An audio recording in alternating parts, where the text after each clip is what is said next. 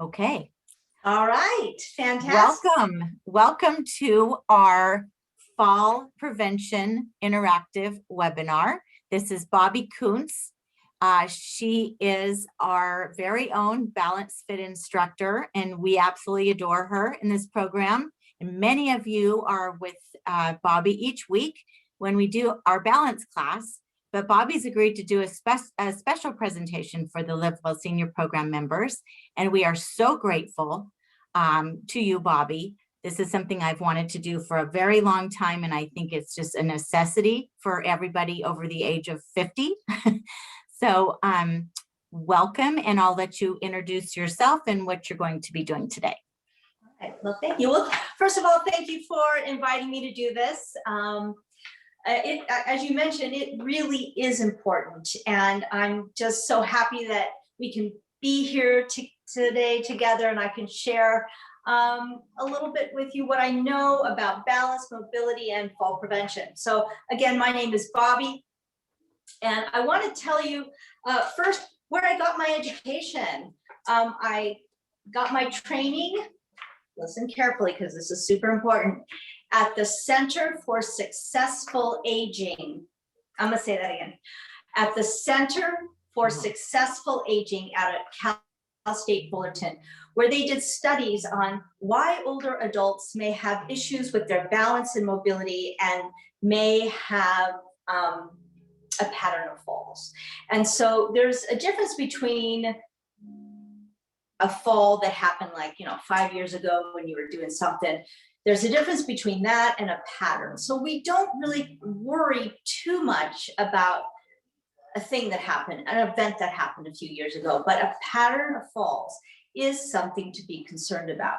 So what they discovered when they did their studies is that most falls happen due to weakness in the hips and thighs.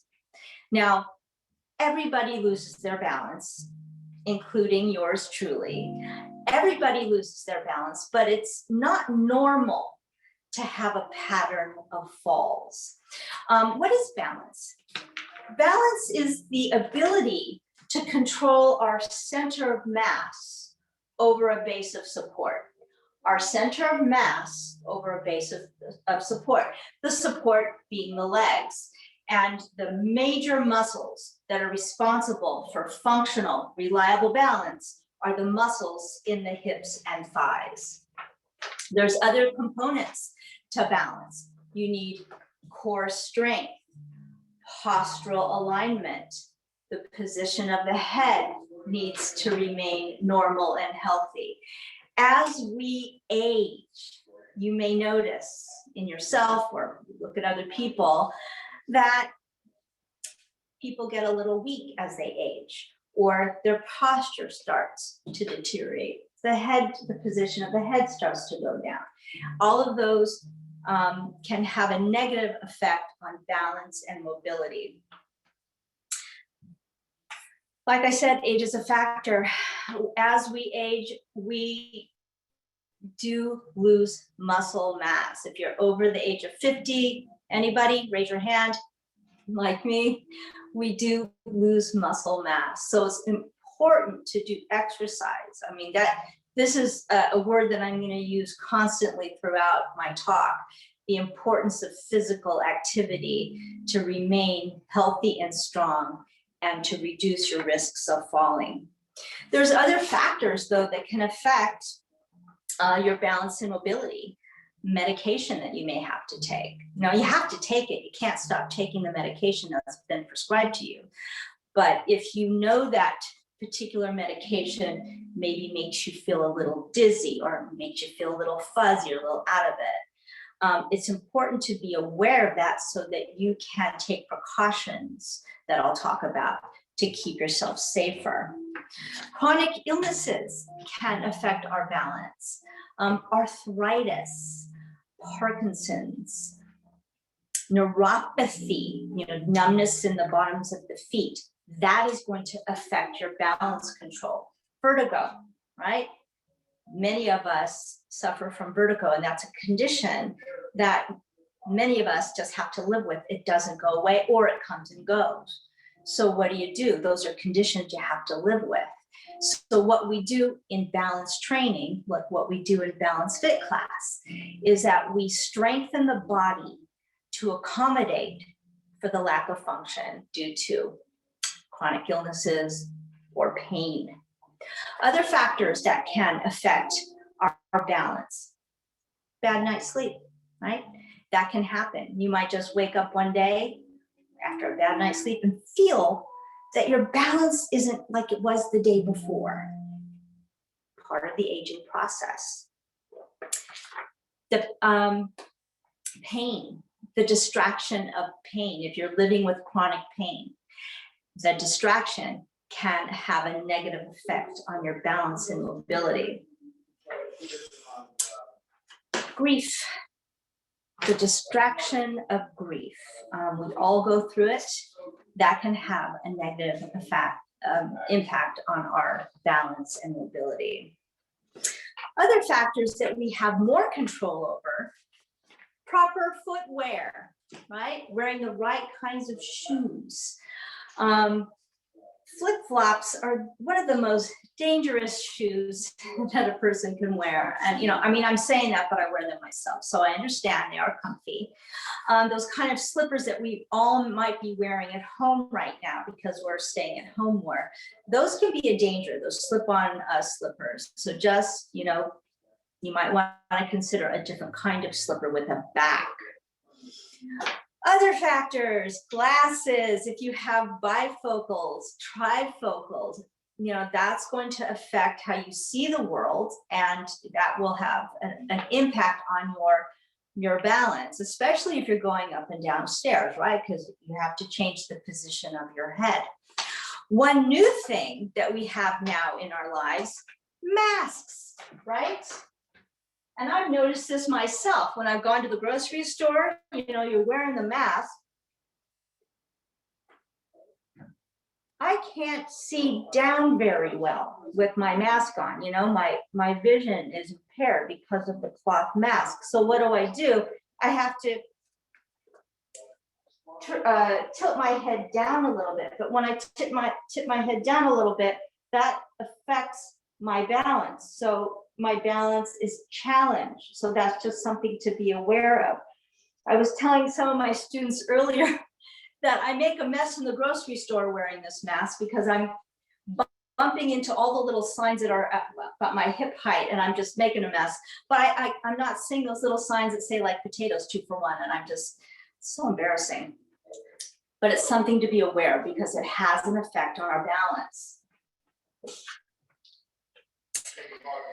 Environmental factors at home: cords running through the room, scatter rugs, people that might leave things on the floor. So one of the members mentioned something like that. Her husband leaves tools. So we just have to be conscientious. And my best advice to people who don't pick up after themselves: kindness is magic. I mean, if you have a family member who would trip over something that you left on the floor, I think you'd feel pretty bad. So kindness is magic. Pick up your things and create a safe environment. Proper lighting. I know this is all common sense stuff, and you're probably all shaking your heads. Oh yeah, proper lighting. Night lights, super important to have a night light. When we go out and about again, maybe you've already started to go out and about, but if not, when you go out and about again, things to be aware of: uneven surfaces, cracks in the sidewalks, those barriers in parking lots, right? When you're coming out of the grocery store and you're looking around like, where did I park my car? And then those things that people trip over. So a lot of balance, mobility is common sense and safety. You have to be aware. It does take some concentration. It does take some focus, and you have to remind yourself. And it's especially hard now, I think, because we've been home for over a year. and we're used to our home environments. And so it's kind of easy at home, right? Because we know where everything is. But once we go out and about again, we have to adapt to our environment. We can't smooth all the sidewalks. We can't get rid of all the cracks. We can't get rid of all those bumpers, right? We have to adapt to the environment to keep ourselves safe. Behavioral factors. Multitasking, right? When you're trying to do too many things at once, maybe you don't want to carry, too many, small loads of laundry from there to here. So you grab it all, but then you've got both arms holding the laundry, and that can be a danger. So sometimes making more trips, even though it's kind of, takes more time, it might be safer in the long run. Impulsive behavior. Now that's a tough one. You're sitting and maybe you're watching television, the doorbell rings and you jump up out of the couch and, run to the door. A lot of people trip that way. So controlling impulsive behavior can also help keep you safe. Fear of falling.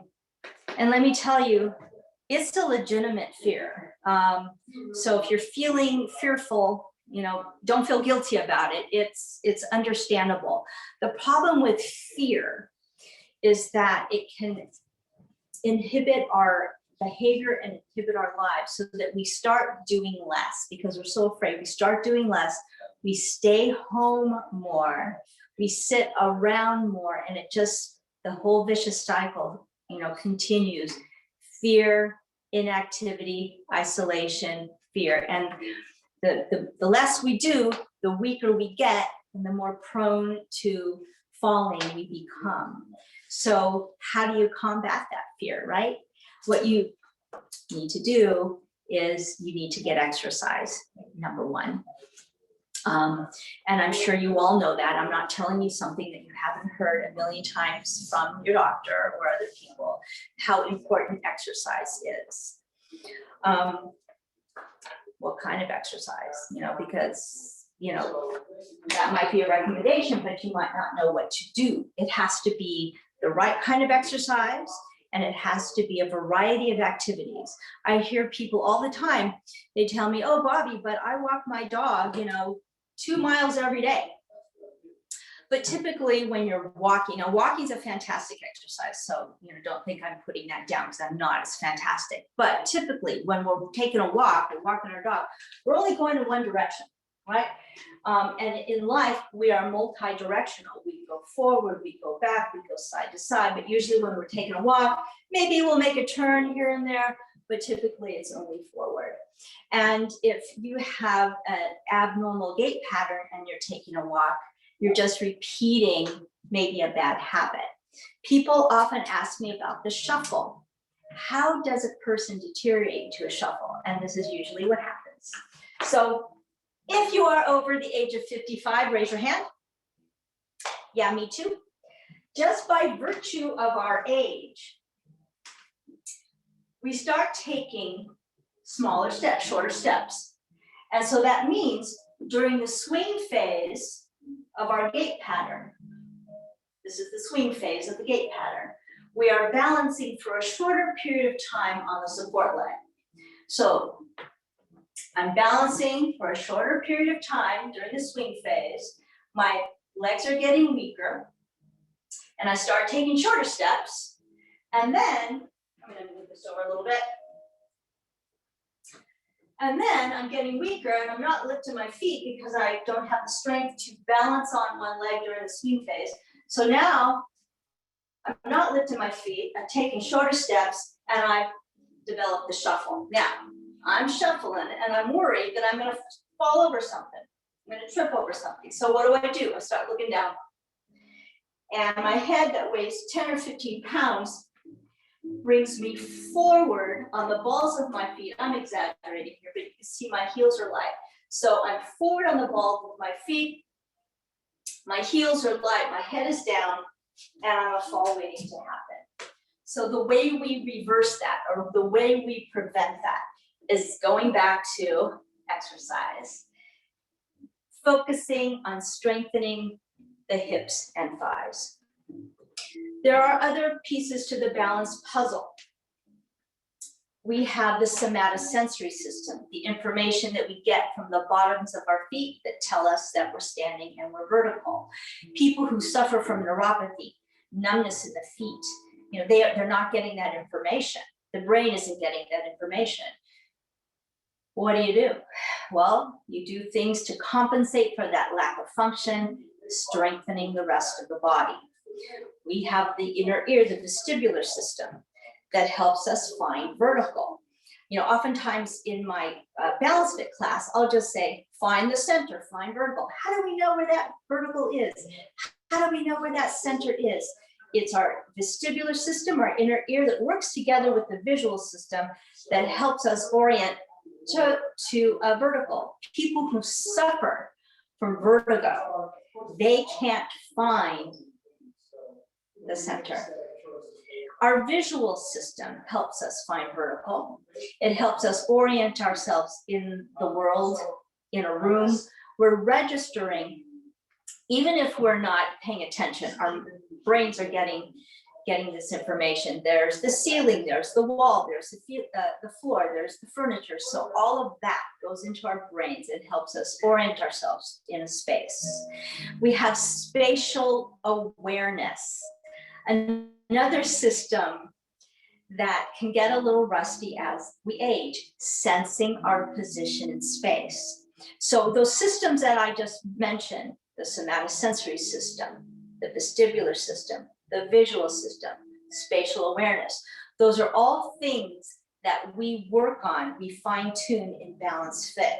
Special exercises that I learned in balance school, because oftentimes, you know, we can't turn those things around, you know, we can't reverse the aging process, but there are exercises that we can do to fine tune what we have. So very important. Core strength.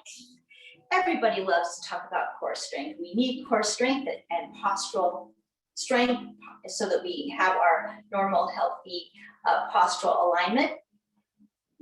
The ability to focus and pay attention is another piece of the balance puzzle, especially hard, I think, after this past year, because we've had less stimulation, we're not going out, we're not seeing people, and so we can get a little fuzzy and a little disconnected. So it's really important to do things to help the brain be healthy.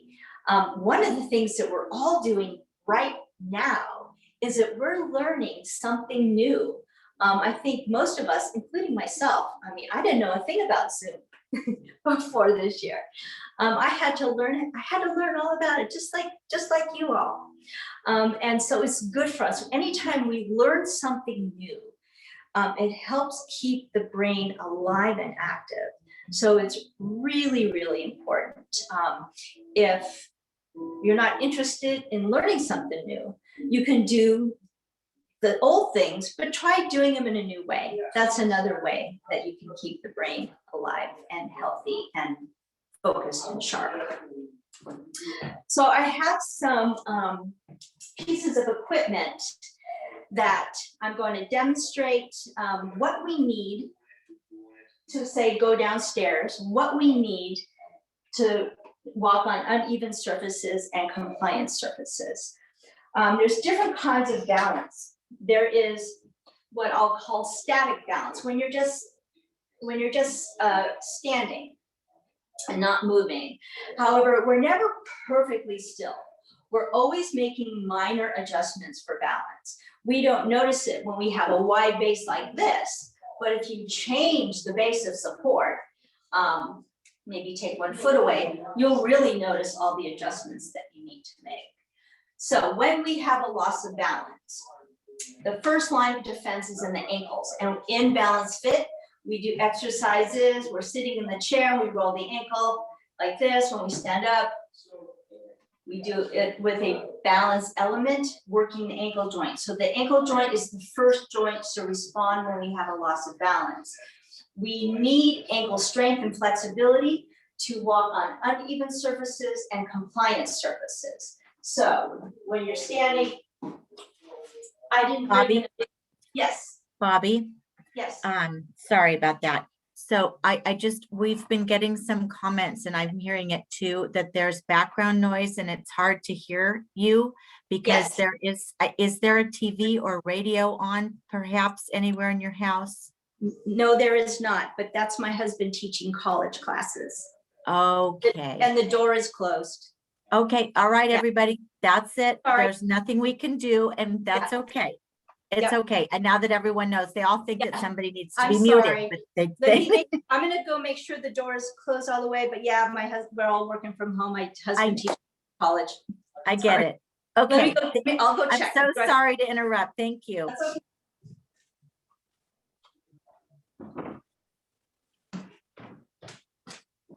All right,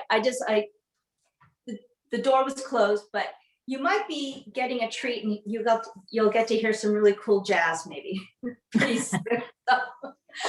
I apologize. It's, you know what? It's the new normal. Okay, so compliant surfaces like grass and sand.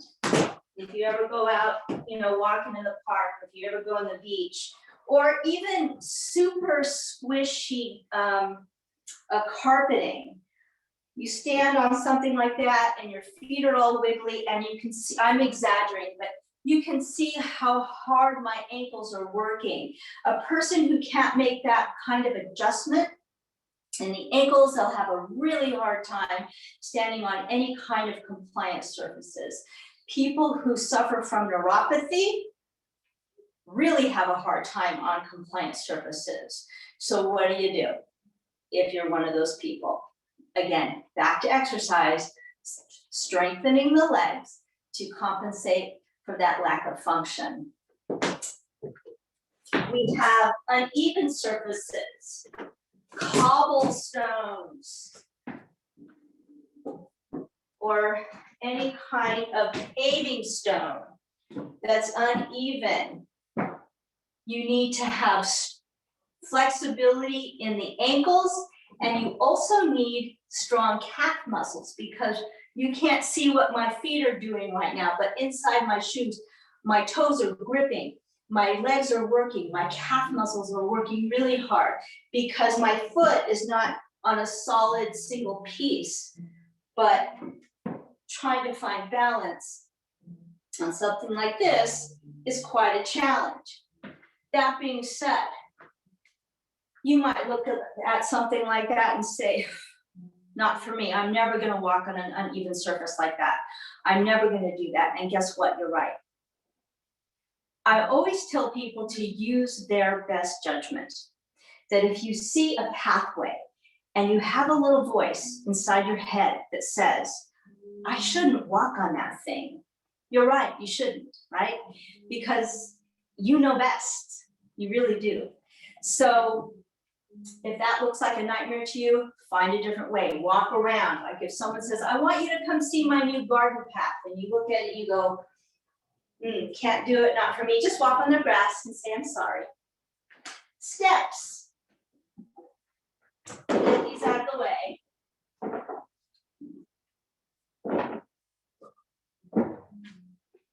What we need for steps: strength in the hips and thighs. If you have something to hold on to, a rail, always hold on to it. Do not feel guilty for doing that. Always take the safe way, always. So I need strength and I need awareness, right? Especially coming down. A lot of times when people go downstairs, if your vision is impaired with a mask, if you have trifocals, bifocals, or even regular glasses, it might distort what you're seeing. Oftentimes a person will catch a heel and that can result in a fall. So you need to be able to see the best you can. I always say, eyes more, head less when you're looking, but it's individual. So you need strength, and you need to be able to see where you're going. Stepping over an object, you need strength and you need length, right? So I need to step over this object. I need strength to balance on one leg while I lift the other foot up and over. And now I need strength and I need spatial awareness, okay? That means that I have to, my brain has to remember where that step was so that I lift the foot up and over. Oftentimes when a person steps over an object, they don't lift their heel high enough and it's the toe that gets caught and it leads to a loss of balance. We practice all of these exercises in Balance Fit. The control of the center of balance. So again, I said the first line of defense is in the ankle. We have a loss of balance, the ankle comes into play. Second line of defense is in the hip. You can see it's very dramatic. That's why when we do these hip circles, I always ask people to make a really big circle, as big as you can, because you need it, right? You need it to catch your balance. As I mentioned before, everybody loses their balance. Everybody loses their balance, including yours truly, but it's not normal to have a pattern of falls. So,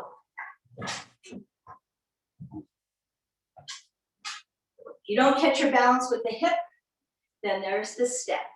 And you need to be able to step in all directions, and you need to be able to step rather quickly, which is why in Balance Fit, when we're in the chair, I push you a little bit with speed. I don't do it when we're standing up because it's not safe, but in the chair, I push you with speed because we have to keep what's called the fast twitch muscles active and working. Because you don't have all day to, if you have a loss of balance, you don't have all day to think, well, which foot, right? It just needs to happen. It needs to happen and it needs to be a reaction.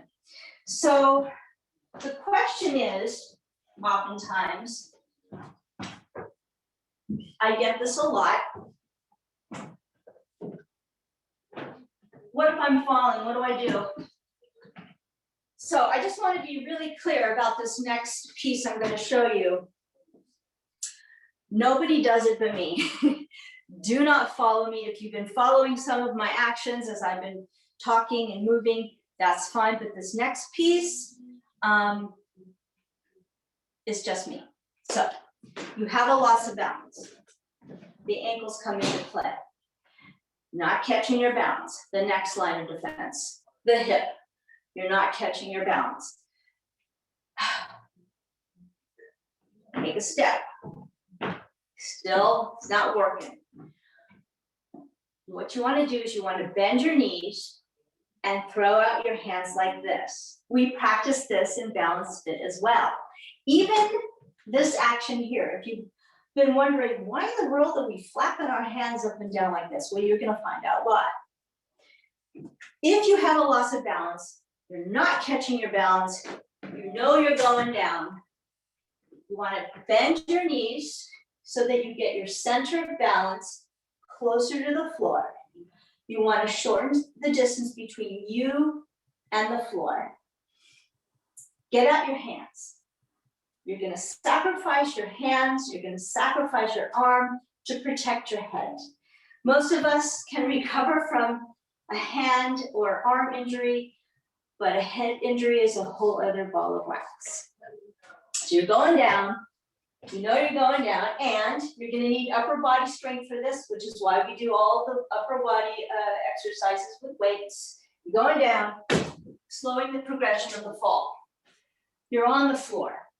The first thing you want to do, if you end up on the ground, you want to check for injuries. Make sure you're okay. If you are in a public place, what most likely is going to happen is that a million people are going to rush in and start yanking on your arms and try to get you up. don't let them do that. Because if they don't know what they're doing, they can injure you and they can injure themselves, and you can all end up down on the ground again in more injuries. So tell everyone to back away. I'm giving you permission to take control and say, back off. If you can get up by yourself, it's always the best way. I'm going to show you a couple of ways to do it.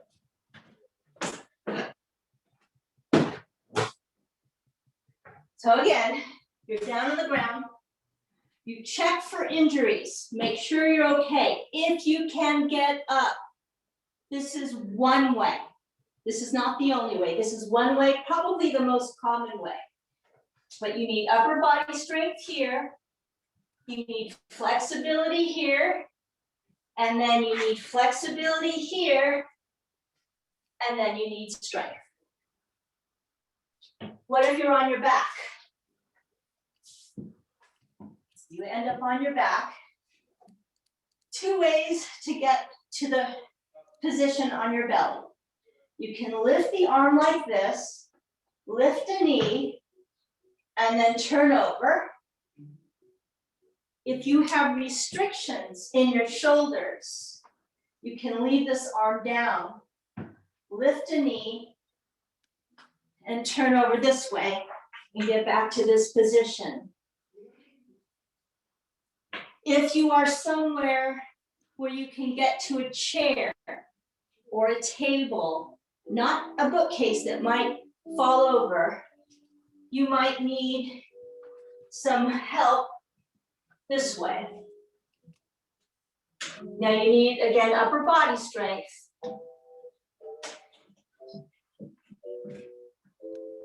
And then you get yourself to the chair. What if you have knee issues? I always hear people say, oh, I can't crawl on my knees. Maybe get to the couch somehow and get couch cushions or pillows. And then, you got to be creative somehow. I heard this one story, this woman who came home with a bag of groceries, fell.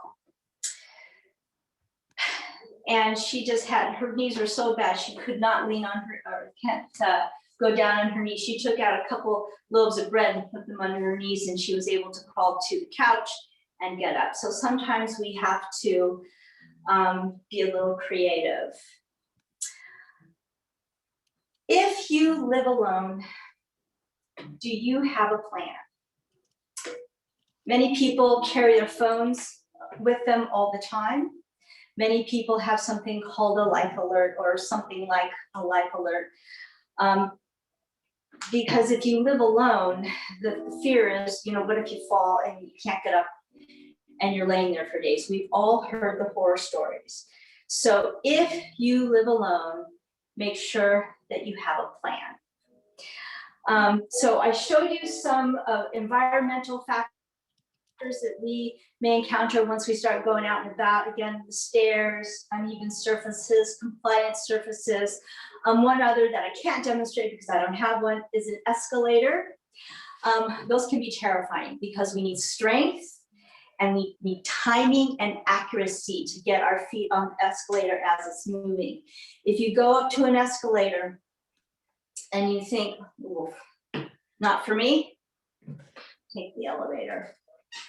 Those little things, those little decisions that we make about our safety can have a really big impact. And again, this is all about successful aging. That's what I'm all about, successful aging. It's not cheating to take the elevator, so don't feel badly. I think about my classes that I teach. I teach both Balance Fit, which is an exercise class that's focused on improving balance and mobility and reducing risks of falling. And I also teach Tai Chi, which also is really good for balance and mobility. It's good for stress reduction, range of motion, mindfulness. Both of those both of those formats, I consider it a bridge to enable people to do the things that they like to do.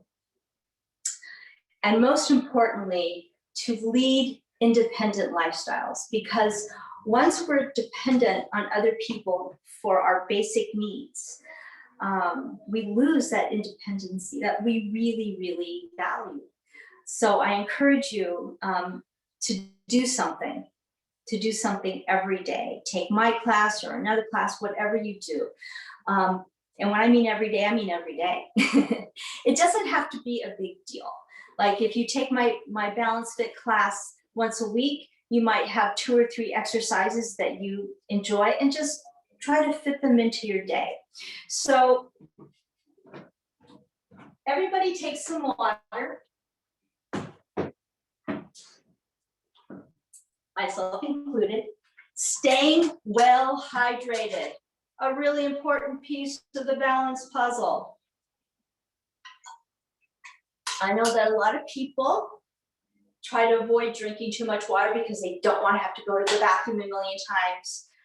I understand, it's kind of a nuisance, but when we age, our sense of thirst might not be what it used to be back in the day, because honestly, nothing is like it was back in the day. So we have to make a special effort to make sure that we get plenty of fluids and that we're well hydrated, because dehydration can affect your balance and can lead to falling. So, a couple of exercises that are really important for balance. If you're a person that needs to do exercises in the chair because you have knee issues, this is a combination, this one. Let's all work together. I hope you wore clothing suitable for exercise. This lifting of the knee, it helps build strength in the hips and thighs. This one here. This one, extending like this, helps strengthen the muscles in the thighs and around the knee. I'll show you a profile. I'm straightening my leg all the way. My foot is flexed. This muscle right here is getting hard. So each time I focus on it. I focus on it. So these 2 exercises are really good to do maybe when a commercial comes, when you're watching your favorite show. Do like, you know, about 20 of these, and do about 20 of these, and every day. If you can, if your knees allow, sit to stands is one of the most important exercises that we can do to strengthen the muscles in the hips and thighs. The recommended number of sit to stands for people in our age group is 30 a day. That might seem like a ridiculous number. That's the recommendation. That doesn't mean it's right for you. I think everyone should have a goal of 10. And when I say 10, I mean 10 of these outside the ones that you do to get up from the couch to go to the refrigerator. Those are freebies and they don't count. So let's all do some sit to stands together. If sit to stands don't work for you, do the knee lifts and do the leg straightening like this. All right, here we go. All the way up, all the way down. 2, 3, 4, 5. Let's lift the arms. Let's increase the demand. 6, 7, 8, 9, and 10. All the way up and release. Another really important exercise is the calf raise. When our calves get weak, we may have trouble going up and down stairs. We may start to walk flat-footed. Because during the normal gait pattern, we strike with the heel, we roll, we push off the ball of the foot to take the next step. We also use the balls of the feet when we walk backwards. When we step back, the ball of the foot touches, and then we roll, and then we come to the heel. If a person starts to get very weak in the calf muscles, when they take a step backwards, they're dumping into the heel, and you can see that can lead to a loss of balance. So the calf muscles are super important. I do them every single time. I never skip. Let's do a set of 10 together. Hold on to your chair. 1, 2, 3, 4, 5, 6, 7, 8, 9, and 10. When your heels touch the floor, make sure your feet are flat. We're going to do another set. You allow the toes to lift, that can lead to a loss of balance to the rear. So let's do a set of 10 with reaching. 1, that's an everyday activity, reaching up to get something high on the shelf.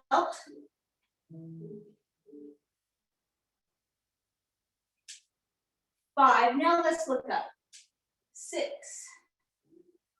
7, 8, 9, and 10. Flexibility, we need strength, we need length. So let's stretch out, left foot forward, right foot behind.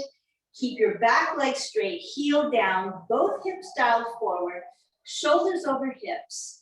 Bend the front knee directly over the midline of the foot, not past the toes. And notice, if you are hinging forward like this, lift the chest. You may hold on, or you may let go. Hold on, come up, second side.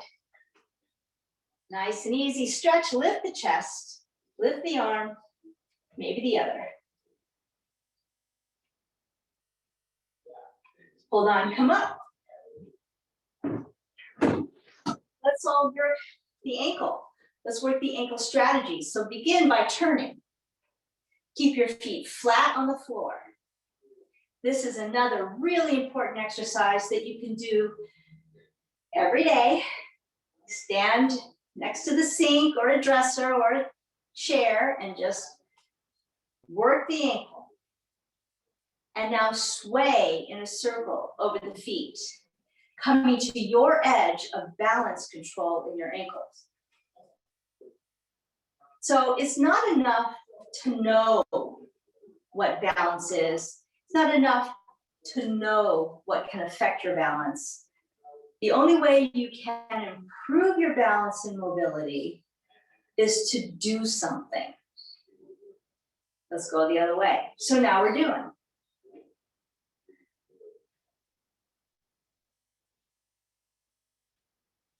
Find the center, bend the knees. Release the hips, side to side. Hip, hip, hip. 4, 3, 2, and 1. Front to back. 4, 3, 2, and 1. And now swing the hips. The second line of defense when we have a loss of balance is in the hips, and this is the exercise that we do to control our center of balance. Bobbi, there is one question in the chat. It says, are the knees bent a little when doing the circles? Okay, so good question. I keep my knees bent, but that's up to you. Some people can keep their knees bent, but for some people that's too painful. So I always say if it hurts, don't do it. Good question though. If it hurts, don't do it. And now let's go one way and then the other. 2 more, 1 more. Okay, so again, first line of defense, the ankle. Second line of defense, the hip. Third line of defense, taking a step one way or the other. And we practice, practice, practice, practice. That's what training is. So it becomes reactive. Back to the different kinds of balance. We have static balance where we're standing or practicing. We practice balancing on one leg, right? Holding on. So we have static balance. Dynamic balance is anytime you're moving. That's dynamic balance. When you're walking, that's called dynamic balance. Then we have reactive balance. Reactive balance is anytime we have a loss of balance, we have to have a reaction to catch it. The one thing that we don't, thankfully, have to worry about is acrobatic balance. We will not be doing any cartwheels or handstands today, don't worry. Let's practice balancing on one leg. And I really encourage you to consider this an exercise, not a test. It is not a test. So stand behind a chair or near a table, dresser, whatever. Kitchen counters are great too. And just hold on and lift one leg. You may straighten the leg, the support leg. You may keep it bent. It's completely up to you. And now let's work the second side. And now come to the first side, and just for fun, play with letting go. If you come to this position, you realize, oh, that's not happening, I have to hold on, then that's what you do. You hold on, and you just do a little bit every day, and you'll notice as time passes, when you get stronger, maybe you're just having one finger on the chair. Maybe you're kind of lifting the finger once in a while. Let's go to the second side. And then play with letting go. Play. And release. Let's do some exercises for the hip. Have you ever noticed when you're walking along, this happens to some people, they're walking along and all of a sudden they kind of go off to the side like this, a little stumble to the side. That's an indication of weakness in the hips. When we walk, I'm going to exaggerate this because this is not how we walk, but when we walk, there's a little bit of a sway side to side like this. And so if a person is a little weak in the hip, then it can just keep going. So this is a fantastic exercise to strengthen the hips. You get your feet wider than hips distance apart, parallel if you can. Get your shoulders over your hips, and then notice the position of your head. Keep your chin level with the floor, and shift to the right and left. Really pay attention to your postural alignment here. Now I'm going to increase the demand. Look to the right and look to the left. 2 more, 1 more. And now shift to the right, look to the left, shift to the left, look to the right. This is a great exercise to strengthen the hips and thighs, as long as it doesn't bother your knees. 2 more, 1 more. Come to the center, bring the feet in. What if you have knee issues and that doesn't work for you? Have another one. Have the chair handy. Step forward with the right foot. Bring the right foot in alignment with the left. And if you can, I'll show you a profile. Bring the right foot to touch the toe of the left foot. So your feet are tandem. And now shift front to back. And then find the middle. Find where your weight is even on both feet. And if you can, let go of the chair. If you let go of the chair and there's no way that's happening, widen the base. But keep 1 foot forward like that. Here we are. And now if you can, airplane the arms. If you feel your feet wiggling, congratulations, you're normal. 2 more, 1 more. Release, relax. I don't know about you, but when I came to this wider base, I instantly felt better. Let's come to the second side. The left foot is forward, touching the heel if you can. Shift front to back, Find where it's even on both feet, and now airplane. One side might feel different than the other. 2 more, 1 more. Release, relax. I have a challenge for you. This is gonna mess with your inner ear. It's gonna really magnify the importance of the inner ear, the visual system, and how it affects our balance control. Bring your right foot forward, and then shift front to back just a little bit, and then find the middle. If you can, let go of the chair, and now look right and left. Oh boy, how about that? 2 more, 1 more. Center the head, release. Feels fantastic right here. Second side, left foot forward, right foot behind. Find the middle, and now look right and left. Again, one side might feel different than the other. Center the head, release, relax. Now we're going to do a little exercise that is going to magnify the importance of our visual system and how it affects our balance. I want you to come to the first side, right foot forward, left foot behind, shift front to back. When I say ready, set, go, I want you to close your eyes. You may open your eyes whenever you want to. You can let go of the chair or hold on. It's completely up to you. Okay, here we go. Ready, set, go. Close your eyes. Open the eyes, release, relax. Woo.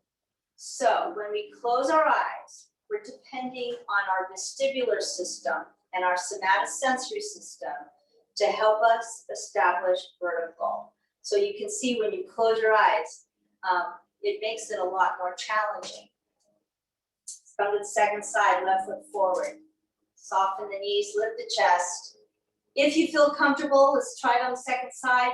Ready, set, go. Close your eyes.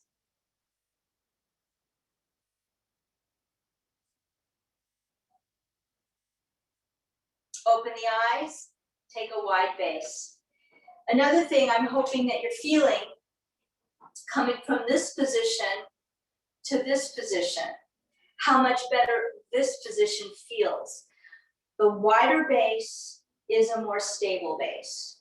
So anytime that you're feeling a little unstable, a little like your balance isn't feeling good today, widen the base. You will feel better, you will feel more stable.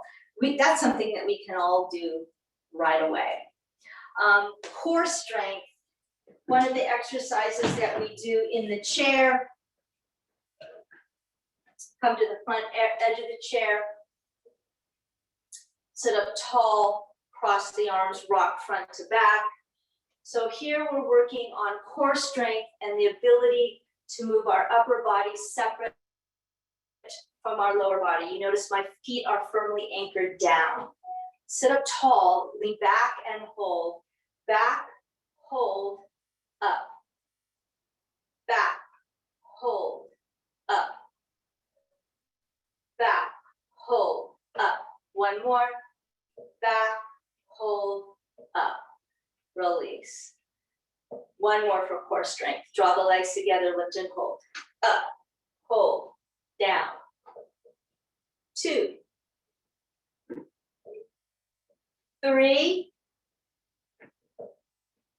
4. One more.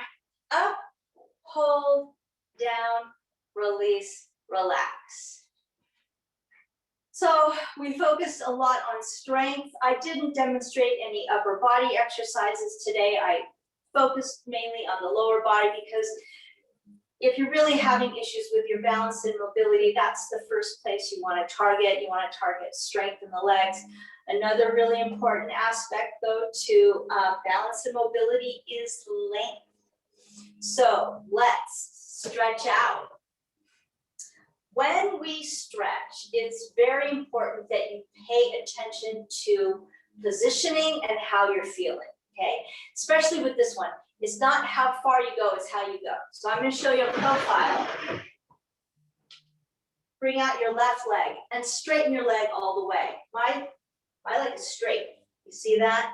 My knee is not bent like this, it is straight. If you're having trouble straightening your leg, try relaxing it first. Just give it a little wiggle and a waggle, let it relax, and then straighten it, and then flex the foot. Put both hands on the extended leg. Slowly creep down your leg just a couple of inches, maybe just to the knee. Check in on the knee. Make sure your leg is straight. If you can take it further, you may. But if you notice your knee bends, then back away. Breathe rhythmically.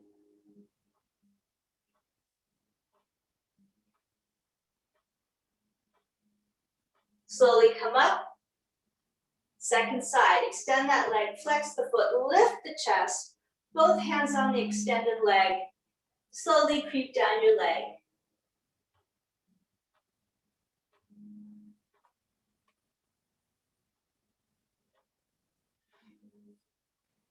And slowly come up. Sit up tall. Inhale. Exhale. Another one in, stretch it up, reach it up. Turn. And turn again. Come back to the center and release. I hope that I covered everything today. I hope I answered some of your questions.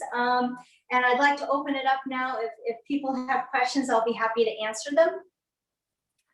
Thank you so much, Bobbi. We're going to pause just for a minute to stop the recording. Okay.